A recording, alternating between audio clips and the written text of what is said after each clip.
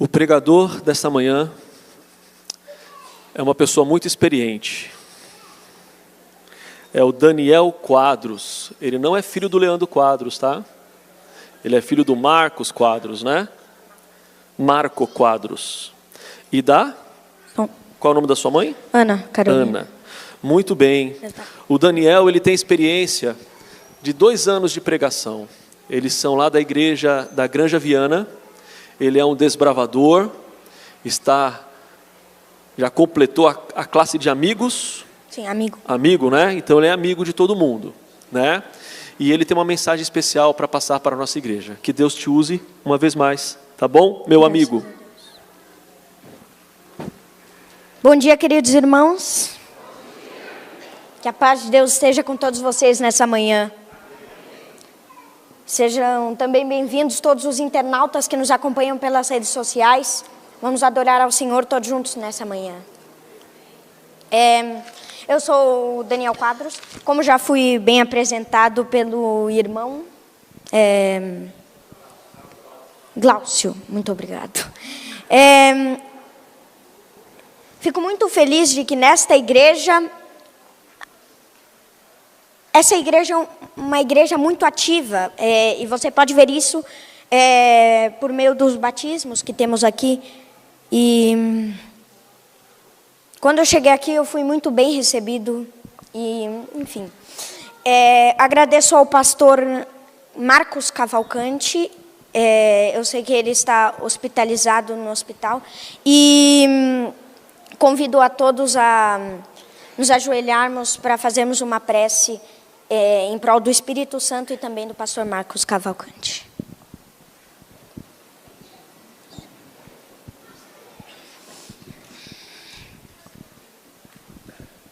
Querido Pai que estás nos céus, estamos aqui em Tua presença mais uma vez, suplicando que seja feita a Tua vontade. Que este sermão possa ser uma luz que leve as pessoas para a Tua palavra, aos Teus conselhos. Que essas verdades que sejam apresentadas hoje possam inundar a mente de cada um nessa manhã. Que o Teu Espírito possa vir aqui neste santo lugar e encher cada coração. Que seja feita a Tua vontade com o pastor Marcos Cavalcante. Que ele possa, se possível, voltar a esta igreja e continuar Te servindo no Teu santo ministério, Senhor. Fica conosco nessa manhã e ajuda-nos a estar cada vez mais consagrados a Ti. Em nome de Jesus, amém.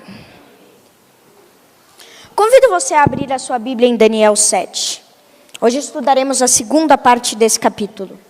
Na primeira parte aparecem 4 animais. O leão representando Babilônia, o urso representando a Medo-Pérsia, o leopardo com 4 cabeças e 4 asas representando a Grécia, e o animal terrível e espantoso representando o Império Romano. O profeta Daniel, no verso 7, diz que esse animal tinha 10 chifres. Os historicistas, aqueles que estudam as profecias alinhados com a história, colocam esses 10 chifres como sendo 10 tribos bárbaras que minaram Roma, o Império Romano, provocando a sua queda no ano 476 d.C. Na segunda parte, Daniel introduz um novo elemento. Ainda falando do quarto poder, a saber, Roma, Daniel escreveu no verso 8, dizendo: Estando eu a observar os chifres, eis que entre eles subiu outro pequeno, diante do qual 3 dos primeiros chifres foram arrancados. E eis que neste chifre havia olhos como os de homem e uma boca que falava com insolência. Do meio dos 10 chifres, que são as 10 tribos bárbaras, surgiu o 11º chifre. Um chifrinho, de acordo com Daniel. E esse chifrinho é diferente de todos os outros 10 chifres. Quem é esse chifrinho? O que Daniel apresenta em Daniel 7 para nos ajudar a identificar esse chifrinho? Vejamos o que Daniel fala sobre ele no capítulo 7. Primeiro, Daniel diz que o chifrinho subiu dentre os 10 chifres do quarto animal. Segundo, Daniel informa que quando ele sobe, arranca 3 dos 10 chifres. Terceiro, havia olhos como os de homem. Quarto, havia uma boca que falava com insolência. Quinto, Daniel 7:11 diz que esse quarto animal foi morto, ou seja, a queda do Império Romano. Sexto, Daniel 7:20 disse que esse chifrinho parecia mais robusto do que os outros 10.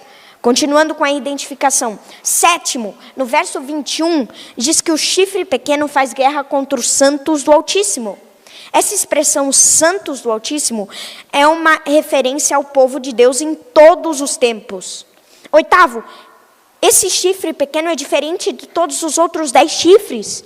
Nono, ele profere palavras contra o Altíssimo, contra Deus. Décimo, ele magoa os santos do Altíssimo. 11º, ele cuida em mudar os tempos e a lei de Deus. 12º, um tribunal se assentaria para tirar o seu domínio e destruí-lo. E 13º, ele agiria por 3 tempos e meio.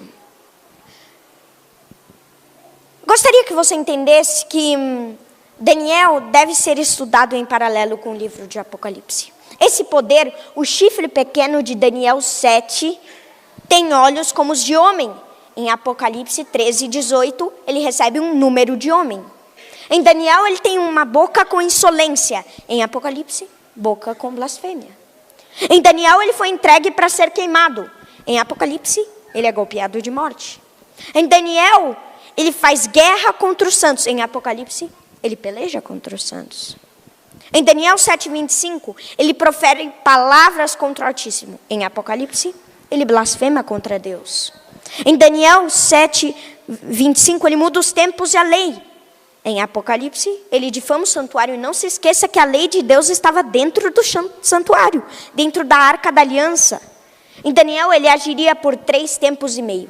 Em Apocalipse, ele age por 42 meses. Estamos falando de um mesmo poder, tanto em Daniel 7 quanto em Apocalipse 13. Mas quem é esse poder? O que a história revela sobre ele? Vamos começar com Martinho Lutero, monge agostiniano. No dia 31 de outubro de 1517, ele foi até o portal da Catedral de Wittenberg e ele pregou na porta da catedral as 95 teses contra a venda de indulgências. O fato de Lutero ter condenado a Igreja Romana pela venda de indulgências, ou seja, a compra do perdão dos pecados por dinheiro, provocou severos debates. O ano de 1520 foi um ano chave, porque nesse ano Lutero escreveu várias obras falando de profecias, falando da Bíblia e falando da Igreja Romana. Olha o que Lutero escreveu na página 290 dessa obra sobre esse poder.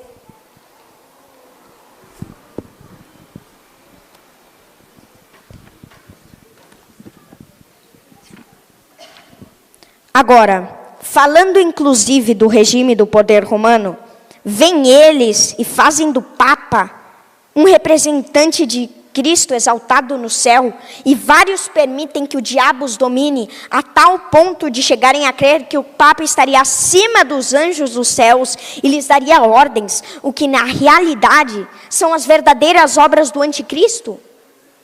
A página 290 do 2º volume da coleção completa de Lutero faz parte do primeiro tratado, ou nesse caso estudo, que ele mesmo escreveu em 1520, chamado A Nobreza Cristã da Nação Alemã. Nesse tratado ele adverte de como o romanismo estava atuando em seus dias.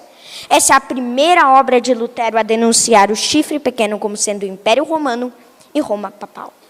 Vamos para outro historiador, Isaac Newton, quando ele fala das profecias de Daniel e Apocalipse, nesse volume da edição de 1733, na página 80, ele diz o seguinte: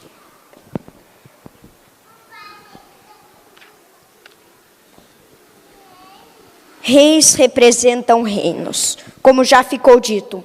Portanto, o chifre pequeno é um reino. Era um chifre da 4ª besta e arrancou 3 dos primitivos.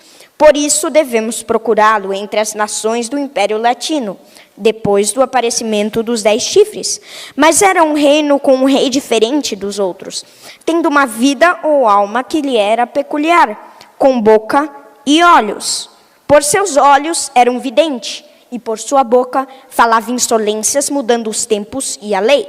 Ao mesmo tempo, um profeta e um rei. tal vidente, profeta e rei é a igreja de Roma. O vidente, episcopos, é um bispo no sentido literal do vocabulário. E a igreja reivindica o bispado universal. Com a boca dá leis aos reis e às nações. Assim como o oráculo, arroga-se a infalibilidade e pretende que os seus decretos obriguem o mundo inteiro, o que quer dizer que é um profeta do mais alto grau. Isaac Newton está dizendo claramente que o chifre pequeno é o papado. Interessante que Daniel nos oferece 13 características. Ao estudarmos essas características, nós o faremos com a seguinte pergunta: está Isaac Newton correto com essa afirmação? Está Lutero correto na afirmação que ele fez? Vamos olhar para a Bíblia e para a história para saber se eles têm razão ou não. Mas antes eu gostaria de abrir um parênteses. Existe um grupo de estudiosos que dizem que todas as profecias bíblicas se cumpriram no passado.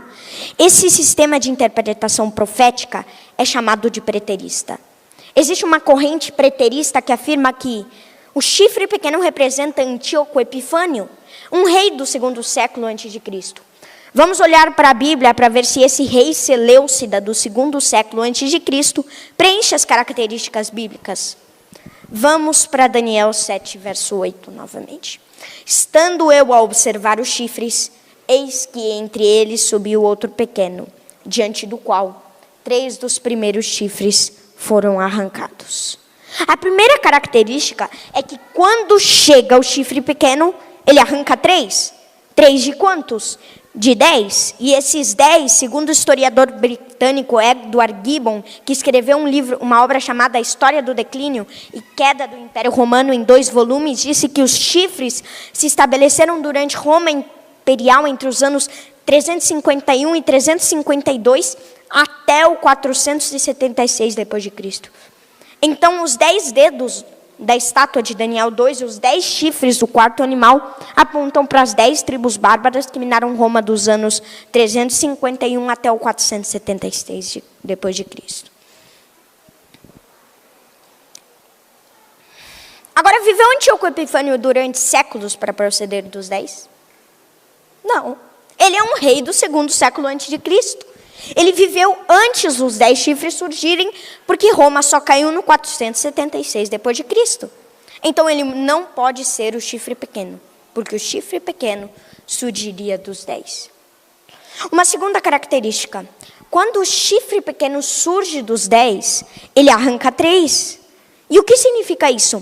Aqui estão as 10 tribos bárbaras. Cada uma delas organizou finalmente uma nação europeia. Mas o interessante é que os vândalos, os ostrogodos e os érulos, eles foram extintos.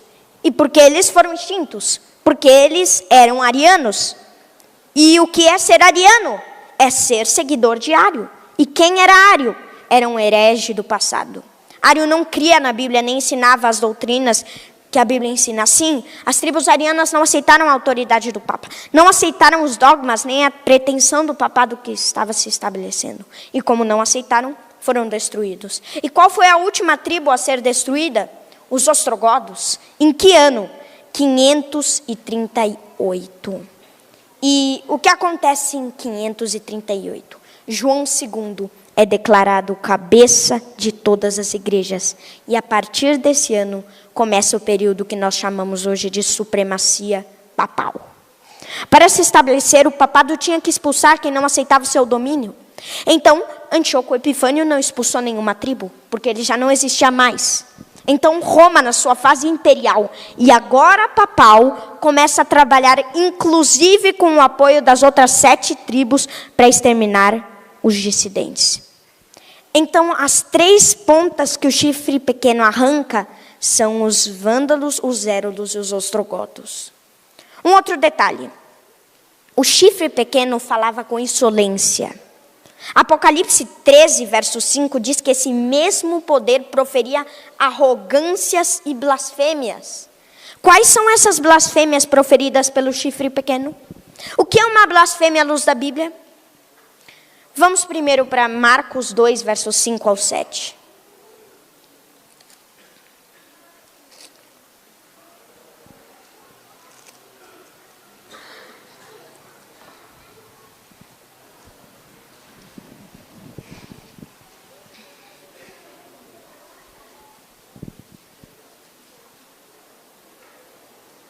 Diz o texto: vendo-lhes a fé, Jesus disse ao paralítico: filho, os teus pecados estão perdoados. Mas alguns dos escribas que estavam assentados ali arrazoavam em seu coração: por que fala ele deste modo? Isto é blasfêmia. Quem pode perdoar pecados, senão um que é Deus? À luz do Evangelho, a pretensão de perdoar pecados é blasfêmia. E Jesus foi acusado de blasfêmia porque ele perdoou pecados. Mas por que Jesus não estava incorrendo em pecado? Por quê? Porque ele é Deus. E somente Deus pode perdoar pecados. Então, à luz do Evangelho, a pretensão de perdoar pecados é uma blasfêmia. Agora, olhe para esses dados que eu vou apresentar. No cânon católico do Concílio de Trento, nas páginas 440 e 870, dizem assim: na confissão, o sacerdote tem o poder de confessar todos os crimes cometidos depois do batismo. Quando o criminoso confessa seus pecados ao sacerdote, todos os crimes não são somente perdoados, mas destruídos, e o criminoso se torna como uma nova pessoa, um santo. Quem é que perdoa o criminoso? O sacerdote. A pretensão de perdoar pecados à luz da Bíblia é blasfêmia. Agora, será que essas coisas são somente coisas do passado ou são coisas modernas também? No Catecismo, na página 401, artigo 1456, diz assim: a declaração dos pecados ao sacerdote constitui uma parte essencial do sacramento da penitência.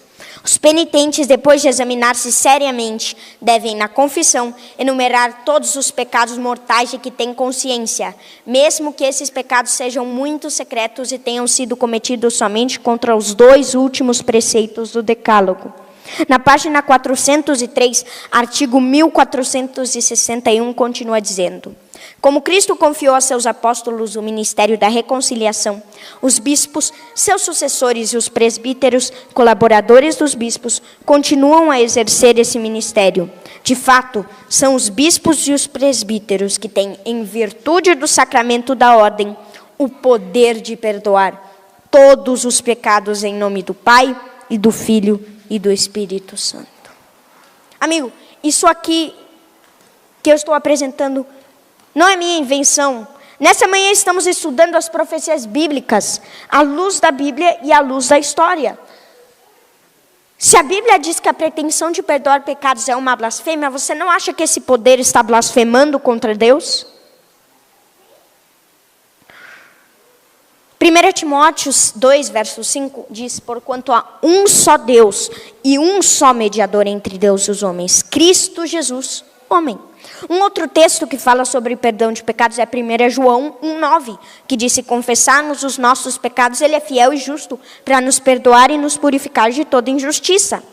Só há um ser em todo o universo capaz de perdoar pecados, e esse ser é Deus. Mas você pode estar se perguntando: mas irmão Daniel, a Bíblia não ensina que nós devemos confessar os pecados uns aos outros? Claro que ensina. Tiago 5, verso 16 diz: confessai, pois, os vossos pecados uns aos outros e orai uns pelos outros.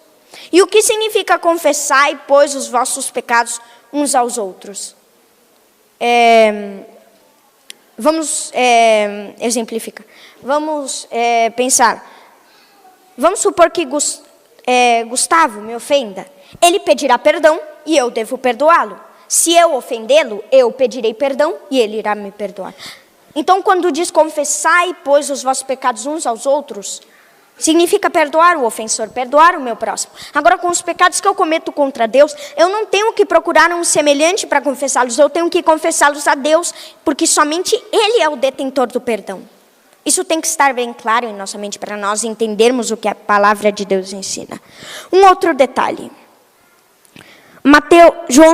Vamos para João 10, 30 ao 33. O que mais é blasfêmia na Bíblia?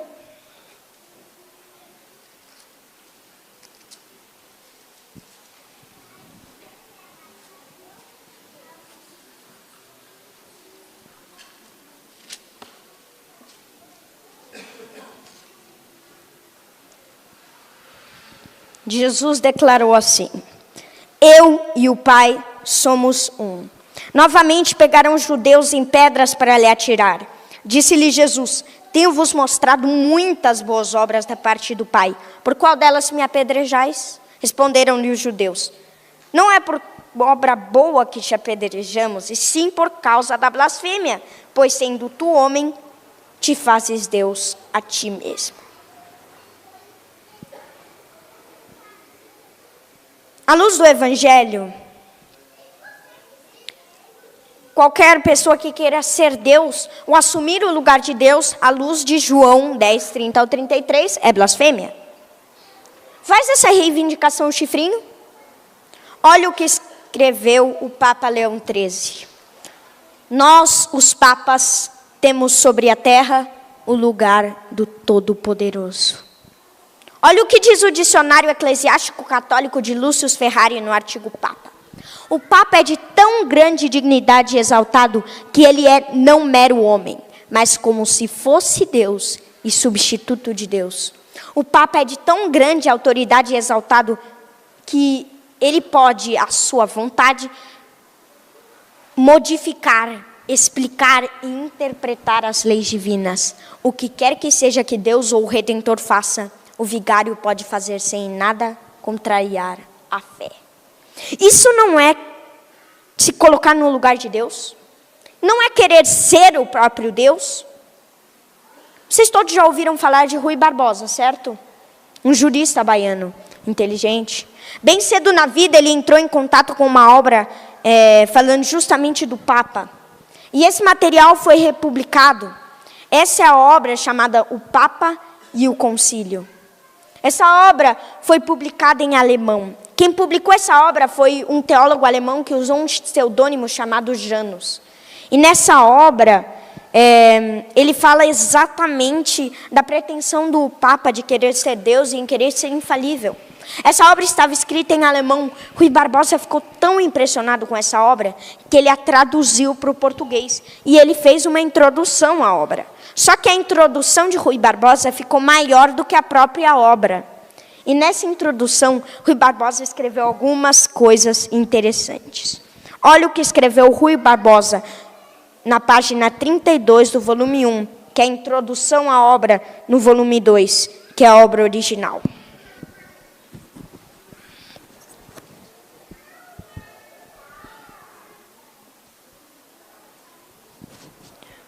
Quando se diz que o infalibilíssimo é uma divinização do Papa, não há metáfora na expressão.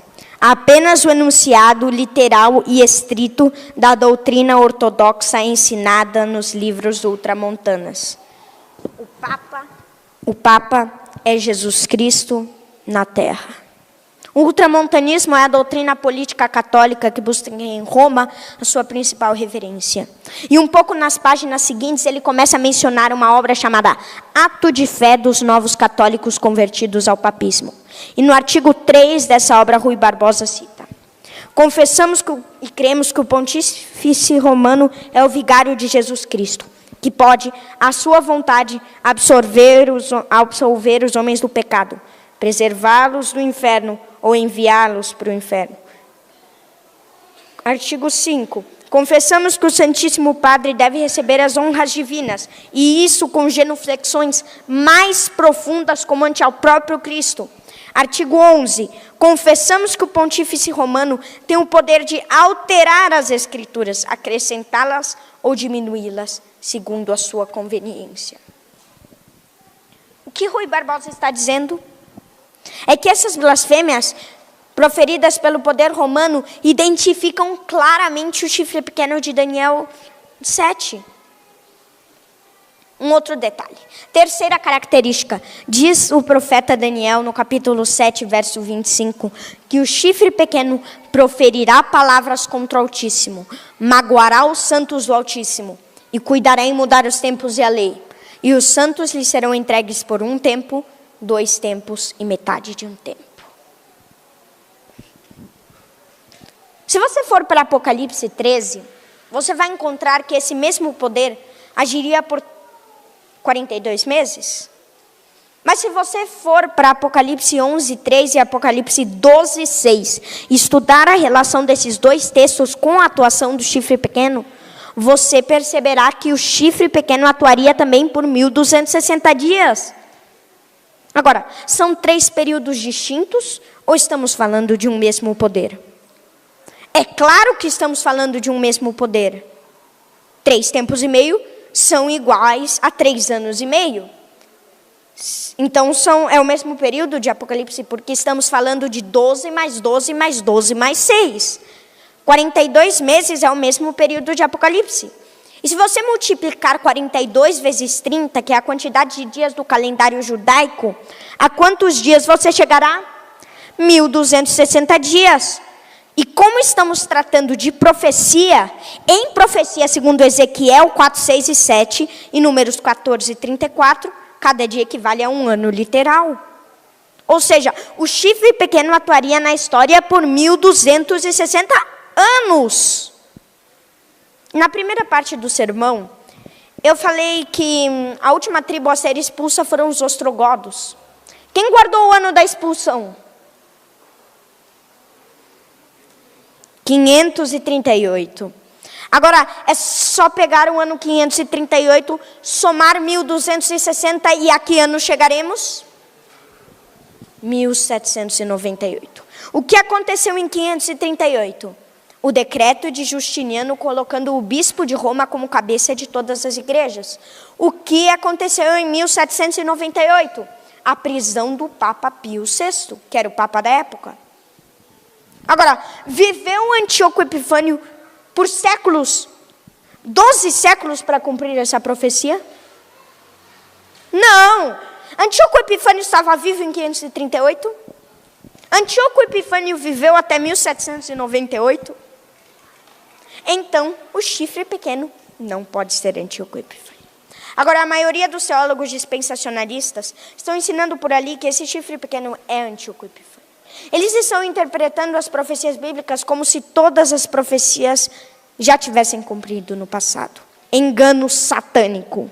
E sabe por que engano satânico? Porque se eu coloco o anticristo no 2º século antes de Cristo, eu não tenho com quem me preocupar. Outros teólogos da escola futurista estão colocando o anticristo para um futuro distante. Mas se ele está no passado ou no futuro, o que tem a ver comigo no presente? Mas a escola de interpretação profética historicista diz que esse poder está atuando na história, que houve uma supremacia desse poder por 1260 anos. E qual movimento que se encaixa perfeitamente nessa profecia? Apenas um, o sistema papal. Por 1260 anos, os cristãos foram perseguidos e mortos. Durante esse período, um dos povos, os valdenses, habitou entre a França e a Itália. Ali em casas simples, eles moravam e mantiveram a palavra de Deus exaltada. No 14º século, aconteceu um concílio na cidade alemã de Constança. Nesse concílio, John Hus, um reformador de Boêmia, e um ano depois, Jerônimo de Praga, reformador tcheco, foram condenados à morte pela Inquisição. A Inquisição era parte da igreja romana que perseguia e condenava à morte todos aqueles que não aceitavam suas doutrinas, práticas e tradições. Após a condenação, John Hus e Jerônimo de Praga foram queimados em praça pública. Esse poder atuou por 12 séculos. No ano de 1798, em fevereiro, aconteceu um concílio na cidade... os generais Berthier e Servani, por ordem de Napoleão Bonaparte, prenderam o Papa Pio VI, que era o Papa da época. E essa prisão do Papa foi o cumprimento da profecia de Daniel, de que uma das suas cabeças seria golpeada de morte. Esse foi um golpe mortal para o papado. Agora ainda temos uma quarta característica. Esse poder muda os tempos e a lei segundo Daniel 7:25. Se você for para Êxodo 20, você encontrará os 10 mandamentos. E também em Deuteronômio 5. Mas se você for para o catecismo, na página 539, ali também estão os 10 mandamentos. Mas quando você vê no catecismo, tem alguma parte mudada. Algo foi deixado em branco. ou seja, 4 mudanças o catecismo fez na lei de Deus. A primeira delas, o primeiro mandamento, o santo mandamento da lei de Deus, em Êxodo 20, verso 2, que diz que não terás outros deuses diante de mim, foi trocado por amar a Deus sobre todas as coisas. Segunda mudança, o segundo mandamento, esse mandamento da santa lei de Deus, não farás para ti imagem de escultura, foi excluído no catecismo. Terceira mudança, o quarto mandamento, em Êxodo 20, que diz que o sábado é o dia a ser santificado. No catecismo se ensina a guardar domingos e festas. E como tiraram o segundo, só sobraram 9. Então dividiram o 10º mandamento em 2 para voltar a ter 10, senão seriam apenas 9. Agora, essa mudança na lei de Deus não é nova. Ela começou desde o 4º século, quando Constantino se tornou imperador de Roma. E Constantino, no dia 7 de março de 321, abaixou o que a história chama de o primeiro decreto dominical. E esse é o decreto como promulgado no Codex Justinianus, no livro 3, no título 12 e 13. E esse decreto convida a todos a descansar no venerável dia de sol. Devem os magistrados e as pessoas residentes nas cidades repousar, e todas as oficinas ser fechadas no venerável dia de sol. Ora, qual é o venerável dia de sol para os romanos? O primeiro dia da semana. O inglês traduziu como Sunday, dia de sol, o domingo. Agora, vem a igreja romana e diz que nós devemos descansar no dia santo, o domingo, porque nele Jesus ressuscitou. Jesus deixou uma cerimônia para nós celebrarmos a ressurreição. E isso está em Romanos 6, 4 ao 6. É o batismo. Porque quando eu sou batizado, eu sou sepultado como Cristo foi, e eu nasço para uma nova vida. O domingo não celebra a ressurreição de Cristo. O domingo é uma mentira pregada pelo Império Romano. Mentira pregada desde o 4º século e que foi mantida no catecismo e que, infelizmente, as igrejas cristãs e protestantes estão abraçando. Deixa eu falar uma coisa para vocês. Nós não estamos trazendo essas verdades à tona para machucar você. Nós estamos trazendo essas verdades à tona porque a palavra de Deus tem que ser exaltada. E quando a verdade de Deus for exaltada, o erro cairá por terra. Você pode ler a Bíblia do Gênesis ao Apocalipse e você não vai encontrar um texto santificando o domingo. Mas eu lhe ofereço mais de 50 textos sobre o sábado e falando da santidade desse dia. Eu queria que você entendesse que a mudança na lei de Deus é o cumprimento da profecia de Daniel 7:25. Queria falar uma outra coisa para vocês. Igreja não salva ninguém. Igreja não salva. Quem salva é Jesus Cristo.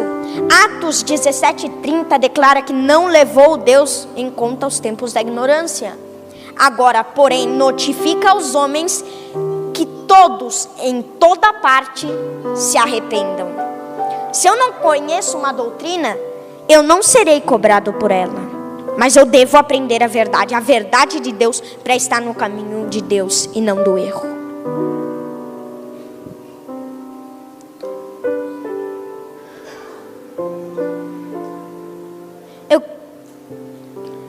João 10, verso 16 diz: tenho outras ovelhas, não deixa aprisco. A mim me convém conduzi-las. Elas ouvirão a minha voz. Então haverá um rebanho e um pastor. Apocalipse 18, verso 4 faz o último chamado para o povo de Deus sair de Babilônia, sair da confusão religiosa. Isso aqui é confusão religiosa. Ao longo dos séculos o diabo tem trabalhado para confundir as pessoas, e vocês vejam que isso aqui é história. Agora, olha uma evidência daquilo que é a verdade. Faleceu há alguns anos o autor dessa tese doutoral, Samuel Bacchioggi. Samuel Bacchioggi, pastor da Igreja Adventista, doutor em teologia pela Pontifícia Universidade Gregoriana de Roma, foi o único não católico a ser aceito no programa doutoral de teologia na Pontifícia Universidade Gregoriana de Roma. E quando ele terminou a sua tese, a tese dele recebeu o imprimatum do Vaticano. E nessa tese ele prova historicamente que a mudança do dia de guarda do sábado para o domingo foi feita pela igreja romana. E a igreja colocou nessa tese o seu imprimatum dizendo: foi isso mesmo, nós não estamos negando nada. E quando você vai para o catecismo, é isso mesmo. E os protestantes que hoje santificam o domingo, a quem estão seguindo? A igreja romana. Mateus 5, verso 17 e 18, Cristo declarou: não penseis que eu vim revogar a lei ou os profetas. Eu não vim para revogar, vim para cumprir. Porque em verdade vos digo, que até que a terra passem, nenhum i ou tio jamais passará da lei até que tudo se cumpra. A lei de Deus que eu obedeço é uma expressão do meu amor por Cristo. Não é um caminho para a salvação, é um fruto da salvação. Não pense que nós, adventistas do sétimo dia, com a nossa ênfase na lei de Deus, somos legalistas. Porque a igreja adventista do sétimo dia não ensina que você tem que guardar a lei para ser salvo. Pelo contrário, a igreja adventista do sétimo dia ensina que só guarda a lei quem é salvo. Porque a obediência é uma evidência de que Cristo tomou conta do coração. Agora, Cristo não salva ninguém para ficar na desobediência. Não pense você que Cristo salva você para você continuar quebrando os mandamentos de Deus. Não. Jesus te salva para você obedecer. E te faço outra pergunta. Por que dos 10 mandamentos tiraram o segundo? Por que tiraram o primeiro? Por que tiraram o sábado? Porque o problema do povo de Deus ao longo dessa história sempre foi a idolatria. Os cativeiros do povo de Deus foram por causa da idolatria.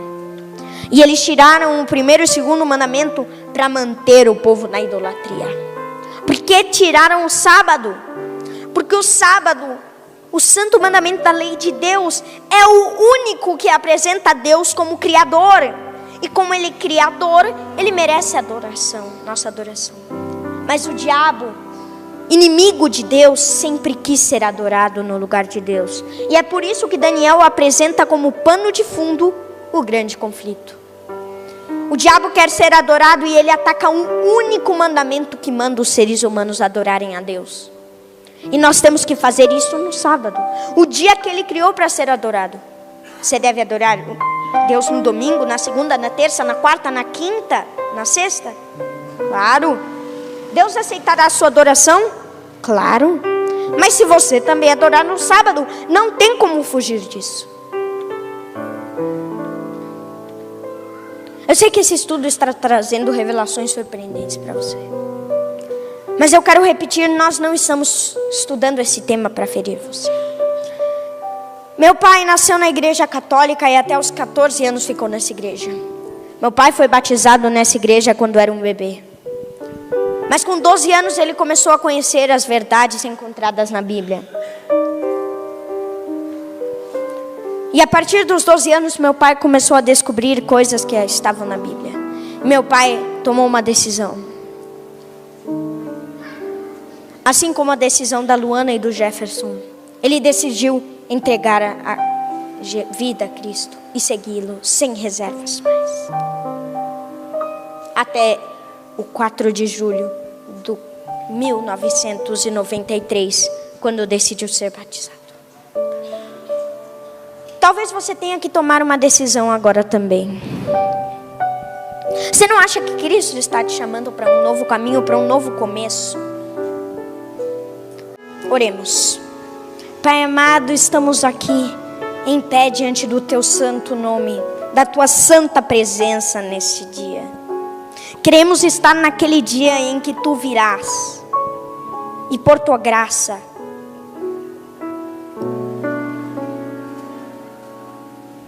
nos chamarás filhos de Deus.